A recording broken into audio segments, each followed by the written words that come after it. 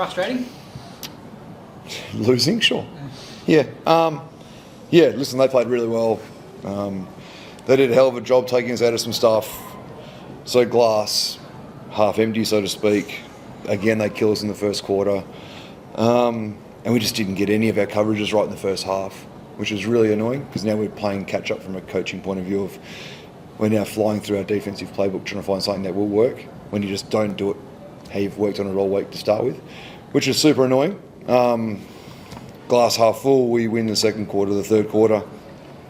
Lose the fourth quarter by 2 after giving them 3 free throws trying to get the game back. So, yeah, we know we're right there. As I said, after the Townsville game up in Townsville, they're coin flip games, or they feel like. I know they lead for 37 minutes. But again, we come back and hit the lead again in the fourth. So we've clearly got to be way better in the first half and actually execute some of our schemes better. The little things which were cropping up throughout the back half of the year felt like they all cropped up in the first quarter. Mm-hmm. That's what it must be frustrating that you can play well for 3 quarters, but the game got away from you when it really mattered. Yeah, and essentially what we just said to the girls in the locker room, if we're executing our scheme perfectly and Townsville are killing it, that's not great, but you can live with it. And as coaches, it's really easy to make adjustments. But when they're just not doing it, you're playing in your head. Do we change it? Because there's no guarantee they're going to do that one either. Or do you leave it with them? Because we've also seen, we played in Adelaide way earlier in the year, where the game plan, they just didn't execute at all in the first quarter. And then for whatever reason, the second quarter, they decided to do it, and we came home with a wet sail.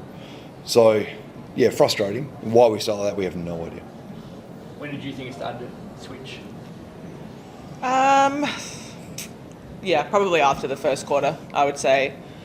In the second quarter, I felt like we got on a bit of a roll, but there were instances of we got on a roll and then we'd give up an easy bucket, which would sort of deflate it a little bit, and then we'd get on another roll, and that seemed to be the theme until we got into the last quarter, where we have players that are big game players, and it's like, oh, okay, the game's on the line now to win it. Now we'll kick into gear type of thing. So we can't be doing that at this time of the season.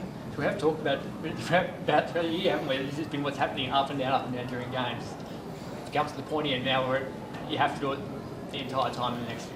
Yeah, absolutely. Our starts are nowhere near good enough. I think we come out and play a little bit blasé to try to get a feel for the game and things like that, but we've got to come out on the front foot and be better next game for sure. Elite, really good. Again, saved our backside multiple times. And again, for the what feels like 22nd time this year, showed everyone why we wanted it so badly. In a Perth jersey. Unfortunately, equally, she had to try and equal Coffee at the other end, who was also spectacular for them. Just, again, 2 really big-time players that love the stage and, carried us enormously. Talk about coming in, how 2 teams just so evenly matched and have been for years. To have, what the numbers were, ridiculously in the 30s for both of them, it shows what the talent levels are within these 2 organisations. Yeah, and as we've been saying for a while, and we've been talking with the girls with this, at some point the chess match will stop and it will turn over to the players, and players have got to make big buckets.